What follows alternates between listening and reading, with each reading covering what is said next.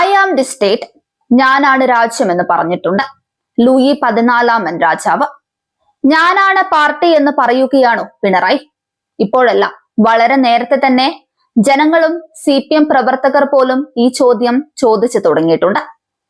2026 നിയമസഭാ തെരഞ്ഞെടുപ്പിൽ CPM-നും CPM നേതൃത്വം നൽകുന്ന LDF-നും വൻ തിരിച്ചടിയുണ്ടായി. CPM-ന്റെ മന്ത്രിമാരിൽ ഭൂരിപക്ഷവും പരാജയപ്പെട്ടു. P Rajeev, MB Rajesh, V Sivankutty, Veena George, ഇങ്ങനെ ആ പട്ടിക നീളുന്നു. ധർമ്മടത്തെ മുഖ്യമന്ത്രി പോലും നന്നായി വെള്ളം കുടിച്ചു. പാർട്ടിയുടെ ശക്തി കേന്ദ്രങ്ങളായ പയ്യന്നൂരും തളിപ്പറമ്പിലും CPM വിമതർ ജയിച്ചു. വലിയ തിരിച്ചടിയാണ് തെരഞ്ഞെടുപ്പിൽ CPM നേരിട്ടത്. തുടർ ഭരണം പ്രതീക്ഷിച്ച പാർട്ടിക്കാണ് ഇത്തരത്തിൽ വലിയ തിരിച്ചടി ഉണ്ടായത്. LDF മന്ത്രിസഭയിലെ ഭൂരിപക്ഷം മന്ത്രിമാരുടെയും പ്രകടനം മികച്ചതായിരുന്നു. അഴിമതി ആരോപണങ്ങളൊന്നും ഉയർന്നില്ല. 10 വർഷം മുൻപ് പുറത്തുപോയ UDF സർക്കാരിനെ കുറിച്ച് ഓർത്താൽ മതി. എന്നിട്ടും എന്തുകൊണ്ടാണ് CPM-ന് ഇത്രയും തിരിച്ചടി ഉണ്ടായത്? സാധാരണ പാർട്ടി പ്രവർത്തകരും അനുഭാവികളും പറയുന്ന പേര് പിണറായി വിജയൻ എന്നാണ്. പിണറായിയുടെ ധാർഷ്ട്യം വലിയ തിരിച്ചടിയായി മാറി. തിരുത്തൽ വേണം, പാർട്ടി തെറ്റു തിരുത്തണമെന്ന് തന്നെയാണ് സാധാരണ പാർട്ടി പ്രവർത്തകരും അനുഭാവികളും ആവശ്യപ്പെടുന്നത്. പ്രതിപക്ഷ നേതൃസ്ഥാനത്തേക്ക് പല പേരുകളും പറഞ്ഞു കേട്ടു. പുതുതലമുറ വരുമെന്ന് പറഞ്ഞു.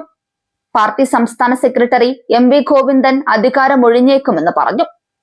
വിവിധ ജില്ലകളിൽ നിന്ന് പിണറായിക്കും MV ഗോവിന്ദനുമെതിരെ അതിരൂക്ഷമായി വിമർശനമാണ് ഉയർന്നതെന്നും മാധ്യമ റിപ്പോർട്ടുകൾ വന്നു.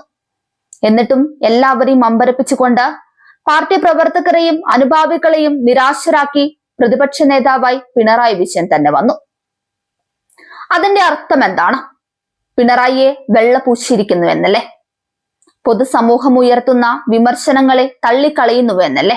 പിണറായി അല്ല പാർട്ടിയുടെ തോൽവിക്ക് കാരണമെന്നല്ലേ? പ്രായാധിക്യം പിണറായിയെ ബാധിച്ചു തുടങ്ങി. 2029 ഇനി കേരളത്തിൽ പൊതു തെരഞ്ഞെടുപ്പ് വരിക.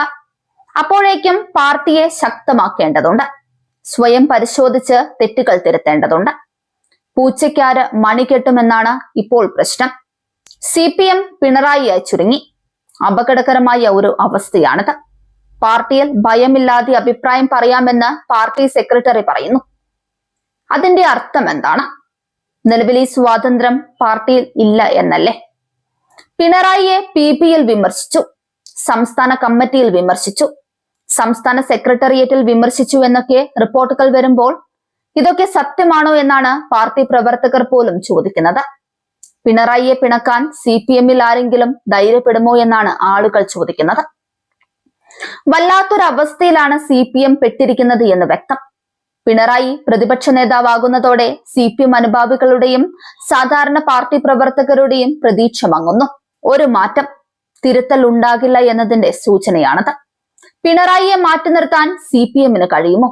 കേരള സമൂഹം ചോദിക്കുന്നത് അതാണ്.